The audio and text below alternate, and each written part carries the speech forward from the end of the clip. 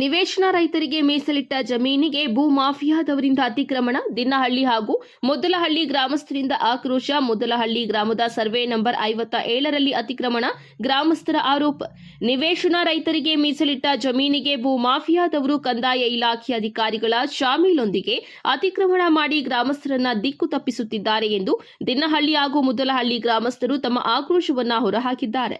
ಚಿಕ್ಕಬಳ್ಳಾಪುರ ತಾಲೂಕಿನ ಮಂಡಿಕಲ್ಲು ಹೋಬಳಿಯ ದಿನ್ನಹಳ್ಳಿ ಹಾಗೂ ಮೊದಲಹಳ್ಳಿ ಗ್ರಾಮದ ನಿವೇಶನ ರೈತ, ದಲಿತ ಸೇರಿದಂತೆ ಎಲ್ಲಾ ಸಮುದಾಯದವರಿಗೆ ನಿವೇಶನ ನೀಡುವ ಸಲುವಾಗಿ ಮೊದಲಹಳ್ಳಿ ಗ್ರಾಮದ ಸರ್ವೆ ನಂಬರ್ 57ರಲ್ಲಿ 1 ಎಕರೆ 20 ಗುಂಟೆ ಸರ್ಕಾರಿ ಖರಾಬು ಜಮೀನು ಮೀಸಲಿಟ್ಟಿದ್ದು, ಹಿರೇನಾಗವಲ್ಲಿ ಗ್ರಾಮದ ಕೆಲ ಭೂ ಮಾಫಿಯಾದವರು ಕಂದಾಯ ಅಧಿಕಾರಿಗಳೊಂದಿಗೆ ಶಾಮೀಲಾಗಿ ನಿವೇಶನ ರೈತರ ಗುಡಿಸಲುಗಳನ್ನು ತೆಗೆಯಲು ಮುಂದಾಗಿದ್ದು, ಇದರಿಂದ ಅಲ್ಲಿನ ಗ್ರಾಮಸ್ಥರು, ಅಧಿಕಾರಿಗಳು ಹಾಗೂ ಭೂ ಮಾಫಿಯಾದವರ ವಿರುದ್ಧ ರೊಚ್ಚಿಗೆದ್ದಿದ್ದಾರೆ.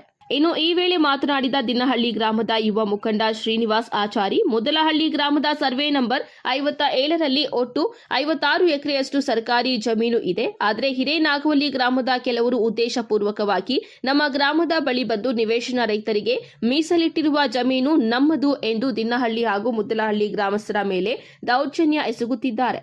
ಈಗಾಗಲೇ 2 ಗ್ರಾಮಗಳ ನಿವೇಶನ ರೈತರು ಇಲ್ಲಿ ಅಡಿಪಾಯಗಳನ್ನು ಹಾಕಿ ಗುಡಿಸಲುಗಳನ್ನು ನಿರ್ಮಿಸಿಕೊಂಡಿದ್ದಾರೆ.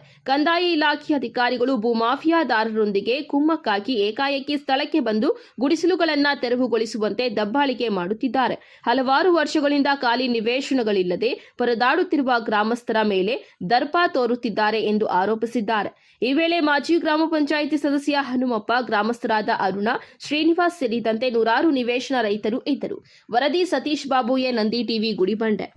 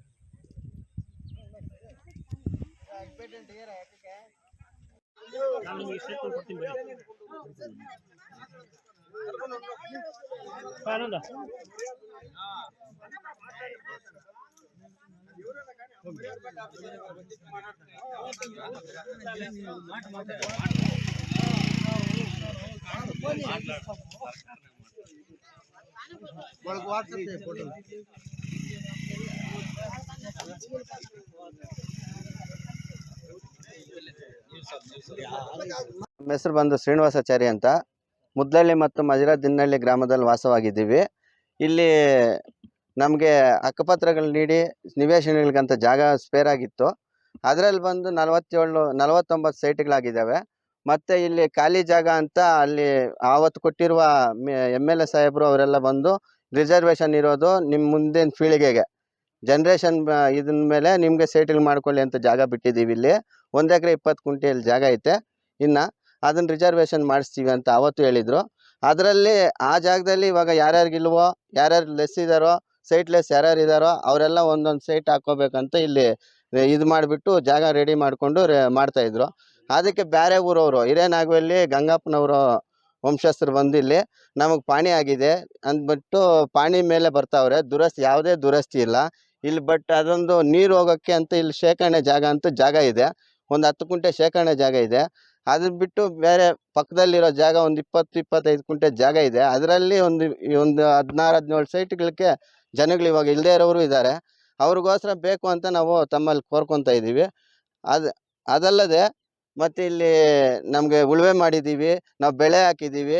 ಯಾವುದೇ ಥರದ ಬೆಳೆನೂ ಇಲ್ಲ ಇಲ್ಲಿ, ಯಾವುದೇ ಥರನೂ ಉಳುಮೆನೂ ಮಾಡಿಲ್ಲ.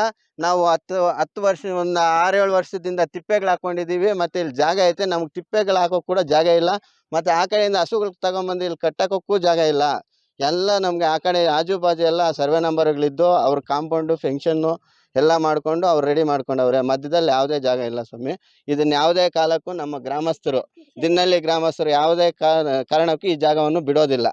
ನಮಗೆ ನಿವೇಶನಗಳಿಗೆ ಮಾಡಿಕೊಡ್ಬೇಕಂತ ತಮ್ಮಲ್ಲಿ ತಹಶೀಲ್ದಾರ್ ಸಾಹೇಬರು ಮತ್ತು DC ಸಾಹೇಬರು ಮತ್ತು RI ಸಾಹೇಬರು, ಪಂಚಾಯತಿಯವರು ಇದನ್ನು ಯಾವುದೇ ಕಾರಣಕ್ಕೂ ಅವ್ರಿಗೆ ಪಾಣಿ ಇದು ಮಾಡ್ದಿರ ನಮಗೆ ನಿವೇಶನಗಳಿಗೆ ಅಂತ ಒಂದು ಮಂಜೂರಾತಿ ಮಾಡಿಕೊಡ್ಬೇಕಂದು ತಮ್ಮಲ್ಲಿ ಕೋರ್ಕೊತಾ ಇದ್ದೀವಿ ಸ್ವಾಮಿ.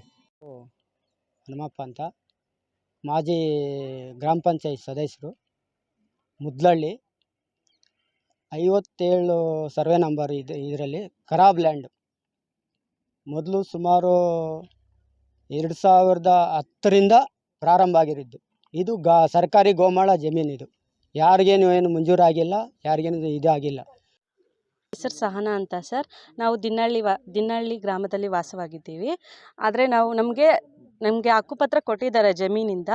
ಆದರೆ ಅವರು ಹಿರೇ ನಾಗವಲ್ಲಿ ಅವರು ಬಂದು ಪೊಲೀಸವ್ರನ್ನ ಕರ್ಕೊಂಬಂದು ಈ ದೌರ್ಜನ್ಯ ಮಾಡ್ತಾಯಿದ್ದಾರೆ. ಇದು ನಮಗೆ ಸೈಟ್ಗಳಿಗೆ ಬೇಕಂತ ನಾವು ಹೇಳ್ತಾ ಇದ್ದೀವಿ ಸರ್. ನಾವು